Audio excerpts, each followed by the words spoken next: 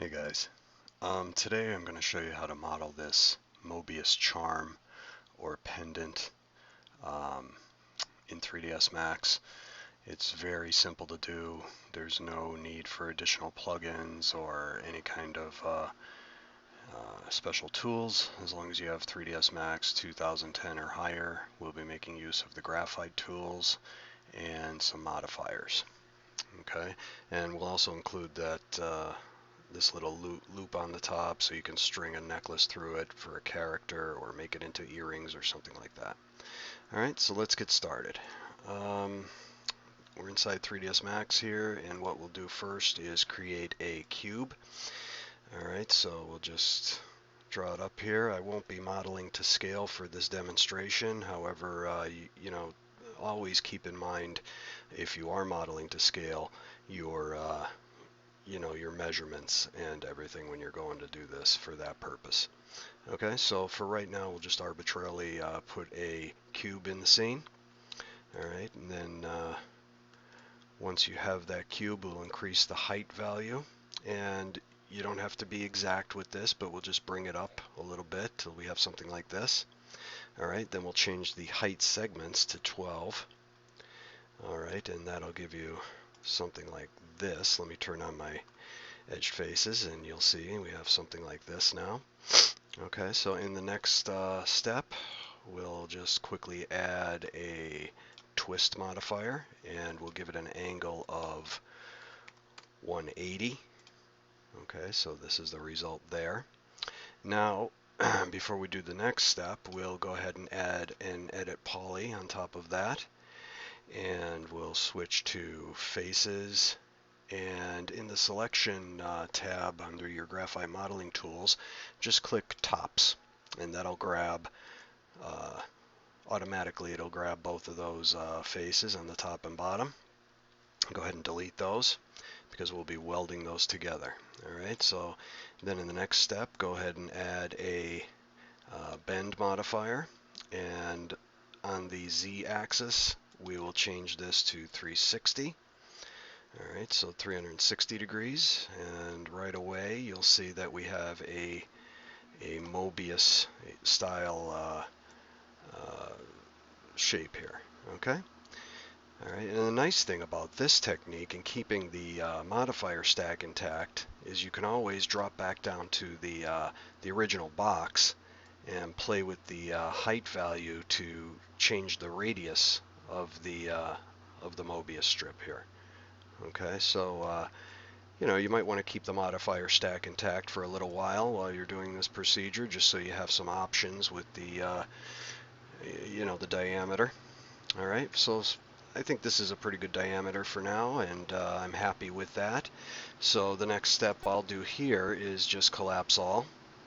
All right, and make sure I'm still in editable poly. All right, and then we'll go to border mode and just select. You'll notice that just by throwing a box selection on there, I have selected still these two borders because we haven't welded them yet. Hold down Control and switch to Vertex, and that will select all of the vertices along those two borders. Okay, and then you could just go ahead, hold down Shift and click Weld, and that'll bring up the Weld Vertices caddy, and you'll see that before we had 52 and now we have 48. So those vertices, all the double vertices there, have been welded, so just accept it. Alright, and we have a solid shape now. Okay, so now the fun could start, and we could begin to shape this up into whatever we decide we want. Alright, so first thing I'll do is go to edges, and I'll grab one of these edges here along the side. I'll ring that selection and I'll loop it, so that gets all of them, all these hard edges. Okay, and then we will let's chamfer them slightly. About that much is good enough. Okay, because what we want, the only thing we're trying to achieve here is when we turbo smooth it, we have this nice these nice hard edges there. See? Okay, so that was the purpose of that chamfer, but you could also just go ahead and select those edges, and also just if you wanted to do it without adding any extra geometry, you can. Let's see, where is it here? In the edge selections, you'll see that, yeah, the crease value. Okay, now if you increase that crease value to 1, it would maintain those hard edges when you went to subdivide. But instead I'm going to add the chamfer because I like a little bit of highlights to be able to, you know, reflect and bounce off of these edges here. Okay, you can see it here, how that chamfer has affected that. Okay, so we have this right now, and our next step is we want to get our axis right in the middle here, so that we could make some rotational adjustments. All right, so we can go into our hierarchy, affect pivot only, center to object, and just reset the transform and scale for safekeeping. And there we are right in the middle. And what we're going to try to do here is, in order to create that loop clasp and have it attached to our object, we're going to want to have some faces available right at the center point. Right now we're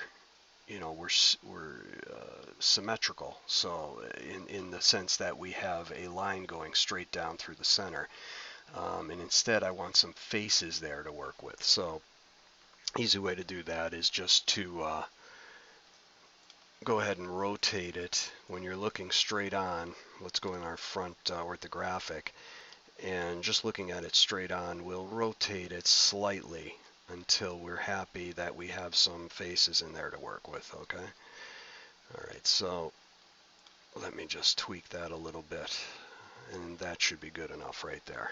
Okay, so back into perspective. Before we begin to add our hoop up there, I mean, there's a number of things you can do here just for fun to get a more interesting looking object. You can create this divot in here, which is very easy to do. You can even assign it a different material if you wanted, or something of that nature. It's just a visual thing to give the object a little more visual interest. And so what I'll do here is just grab these interior faces, alright, and shift click the inset button to bring up the caddy, and I'll just increase the value of the inset slightly, alright, and accept that, and then I will go ahead and shift click the extrude so that I have the caddy to change it to local normals, and I will put those that extrusion in a reverse direction slightly. Alright, and what we have achieved there is just this shape right here. Okay, it looks like it was hollowed out a little bit. Okay, and we're going to be adding another turbo smooth on top of all this later, which will give it a nice appearance there. Okay, so now what we're going to do is work on our little hoop up here, and easy way to do that, let's prepare our faces here first. Above the turbo smooth, we're going to add another edit poly. Alright, so this way we can work with our new faces that were created through the subdivision. And we'll select that face, and directly behind it we'll select this face. Well, it's not directly behind it. As you can see, it's offset slightly just by nature of the Mobius strip here, the twist involved.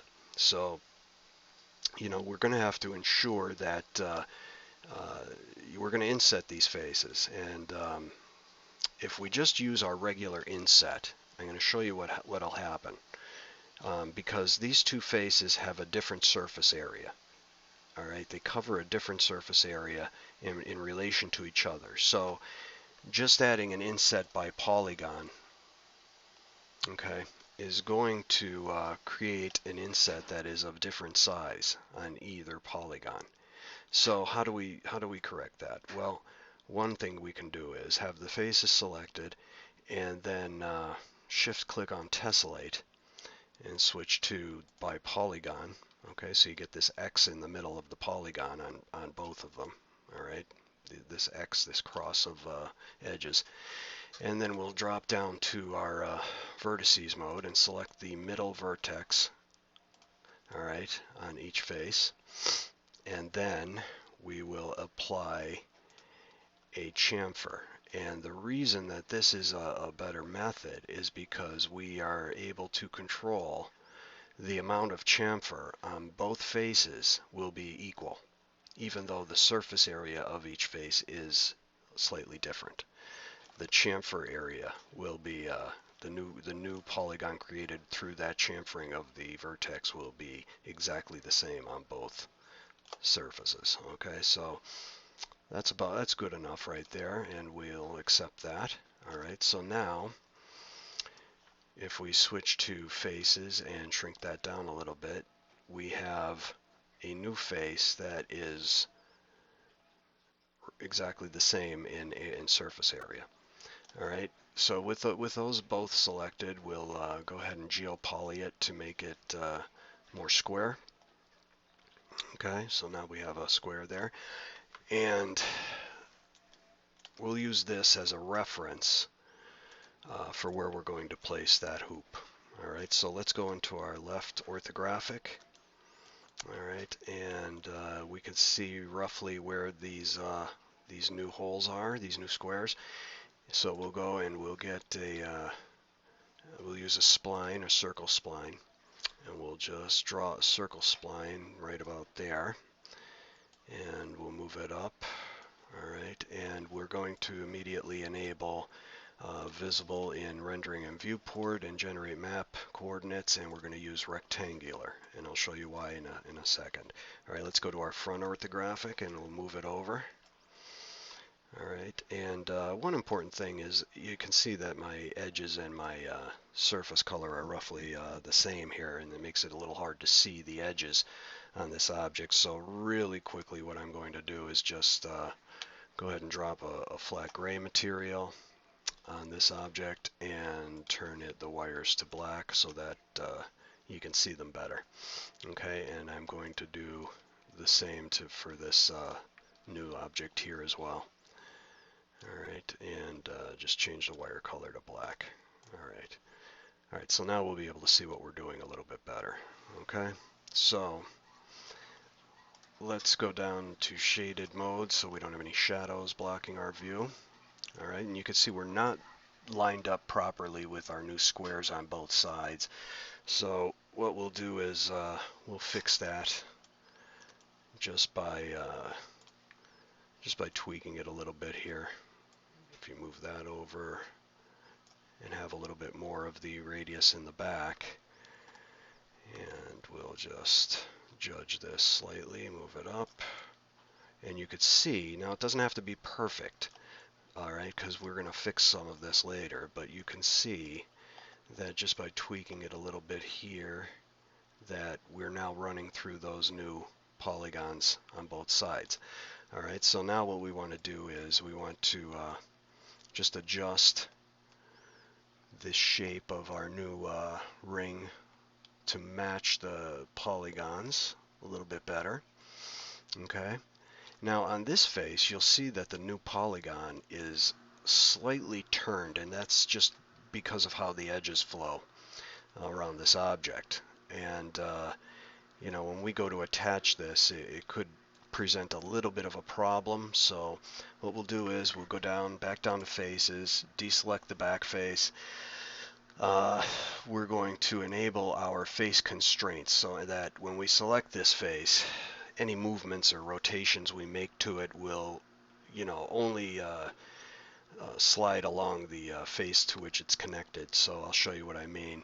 I'm going to rotate it just slightly, and you can see it's not rotating it in and out, it's just rotating it along the face of which it's lying. All right, so we can also maybe move it over slightly so that it matches up a little bit better. All right, I mean, like I said, it doesn't need to be perfect. All right, let me look at it this way. Okay, I'm just gonna straighten that like that. Okay, that should give us a pretty good indication We'll slide it down to there. Alright, so that should be a pretty good match right there. Alright, it's not going to be perfect, but it will look perfect once it's complete. Alright, now on this one, we're in decent shape. I'll just move it down slightly. Okay, we're in pretty good shape over here, I think. Just line it up a little bit, and I think we could also, we could select, let me see, be sure when you exit face mode that you set your constraints back to none, or you'll have problems later on when you forgot that you've had it enabled. Alright, let's go ahead and select this object, and we'll just tweak the width slightly. Alright, to give us a better match. Alright, and I will raise it just slightly as well. Oops. Let me see. Yeah, we'll raise it up just slightly, so that the bottom of the edges are more in line with the bottom of the polygon. That's more or less the important part on that side. Okay, so we're looking pretty good here. Alright, it could probably be better, but I'm fairly happy with that. Okay, so next step, we'll apply an edit poly modifier to that so that we can work with just the faces. Now the intention here is to select the loop of faces that is touching the other object and delete them, okay, on both sides. So the closest one here is this loop, but it's not actually touching. We're still going to want to get rid of it just to even up with the other side. Okay, so we'll delete that. Now the easy way to get this part in the middle is just to go ahead to your element mode and select it, and that grabs all of it, and delete that. So now we have our ring segment here. Okay. Alright, so next step, easy enough, is just to go ahead and attach the other object. It's asking about material IDs. I don't care about that right now. We'll just accept. Alright, and we'll go ahead and select the border ends here on both sides, and we'll cap them. Alright, and then we will go ahead and select both of those faces and both of these faces, and this one looks a little tilted. We'll see if that makes a difference, and we'll hold down shift and bridge, and that looked like it came out pretty good. That's what we want. I might give it one extra segment and just accept. Alright, that's not half bad. That's going to get subdivided, so I'm not worried about too much about precision here. Alright, but that, as long as it lines up fairly well, which it does. Alright, we're in good shape there. What I might do here at this step is just to select an edge here, ring it, and then go ahead and put, well, you know what we'll do? We might just throw a swift loop on here so that we can tighten that up, alright, for the subdivision. And same thing over here, get as close as you can, alright, and that'll tighten that connection up when we go to subdivide one more time. Alright, so what we have now is this object all connected as one, and we can throw another turbo smooth on top of that. Alright, and if I remove the edges, visible edges, you can see that we are now connected, and it's looking quite nice. Nice clean connection through there, nice round loop on top, and we have our object. That's all there is to it. Alright, you might want to add maybe one more, you know, depending on how close you're going to get to this object when you render. You might want to throw another iteration of smoothing on there, and you can see that it's just a real nice tight connection on both sides, and it's all one object now. So that is basically the end of the tutorial. Very simple to do, very fast. I mean, I'm talking through it, but you could probably get this knocked out in a matter of 3 minutes. So, you know, that's how I achieved this. And you know, if you wanted to put a necklace on there just for speed's sake, I'll show you how to do that real quickly, although you probably already know. What I'll do here is just create an ellipse. All right, and go ahead and drop an ellipse on there, and you can change the, we'll make that radial. All right, and we'll thicken it. And then you could change the width and the height, you know, to suit your needs. And we'll just bring it up a little bit so that it looks like it's touching. All right, and that takes care of that object. So pretty much this is exactly how I created the other render that you see here. Okay, and I won't get into, you know, the unwrapping process. Basically, I just threw a UVW box modifier on here, and it turned out okay. There's some stretching in there, but you know, you'd want to unwrap this in a logical fashion if you're doing this for any kind of you know, advertisement or production. You want to unwrap this properly. But for speed's sake, I just threw a box UVW on there, and it came out just fine for this purpose. Just a quick example render. All right, and there you have it. Well, thanks for joining me again for this quick tutorial. I'm going to have a few more before the weekend is over, and I hope you come back. We'll design some more interesting objects very quickly and efficiently in 3ds Max, and I hope you join me. All right, see you later.